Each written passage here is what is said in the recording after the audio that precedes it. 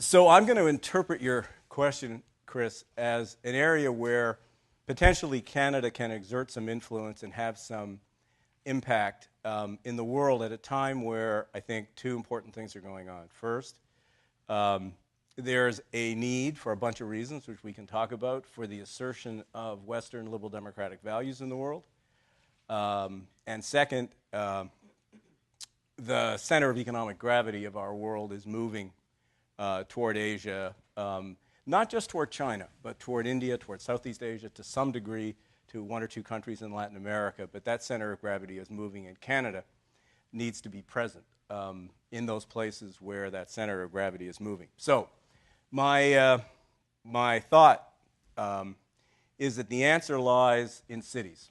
The answer lies in this great global trend that's underway toward massive urbanization, where I think we as a global community are not sufficiently focused on, first, the importance of the problem, the importance of the opportunity that's there, and second, potentially, the magnitude of the challenge that's facing us. Now, why is this so important?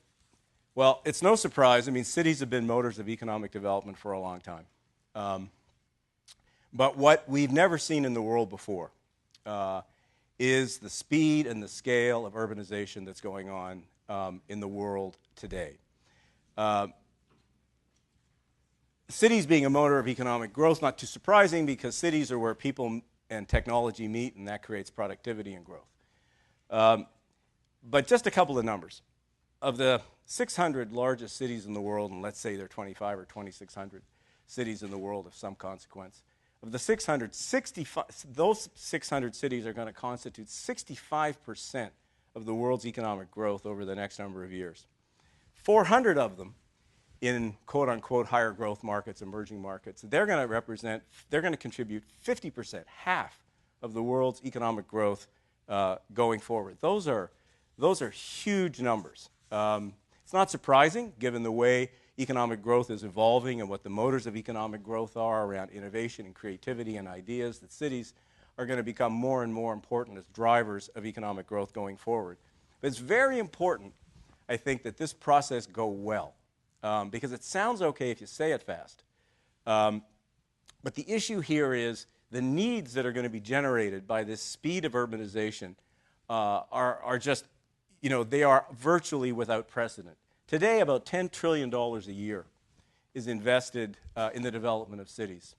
That number is going to have to double over the next number of years to get someplace close to $20 trillion, to do things like building adequate water and sanitation systems, adequate telecom systems, adequate urban transit systems, adequate port capacity, all of those things. To put that number differently, that's order of magnitude every year to accommodate the massiveness of urbanization that's going on. To accommodate it is going to require the world to build something on the order of 3.5 to 4 cities a year, equivalent to the size of Beijing. That's a lot of city. For those of you who've been there, Beijing's not a small place. And if you have to do 3.5 and 4 of those, that's a lot of stuff. Now, and that being successful in mustering the resources, the creativity, the planning, the innovation that's required to do that, that's going to be important if we're going to address global climate issues, if we're going to create an adequate quality of life for the billions of people who live in cities, and if we're going to have the economic growth that these cities can contribute. Now, quickly, just before I finish. Well, okay, that's fine, but what's Canada got to do with that? A few points. First, a small country like Canada, clearly, we're not going to solve that problem. But I think what we can do is act as a catalyst. I think we can provide leadership, because I think there isn't enough leadership being provided at senior political levels on a global basis with respect to that issue. I think there's a natural basis for Canada to be credible here.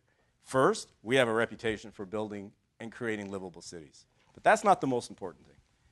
More important, we have a deep, deep pool of expertise in this country with globally competitive companies, a couple of them here in Montreal. SNC-Lavalin is the 4th largest global engineering design firm in the world.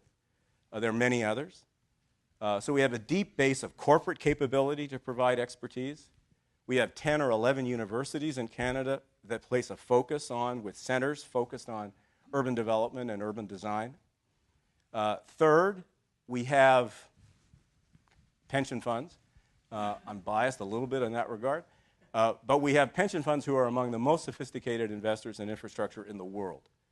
And I'm not making a point here to create opportunities for us to invest. I'm making a point about the depth of expertise that's available in Canada to structure the kinds of transactions that are going to be required, because no government can afford to pay for the magnitude of what the world's facing in urbanization. So all of this, so my point, deep basis of expertise in Canada, which I think, to come back to something that Roland just mentioned, I think opens the door for a credible role for Canadian political leaders to, through the G7, through other multilateral forums, to create more focus on this issue, and therefore to assert more Canadian leadership on an issue that I think is really going to matter to the future of the world.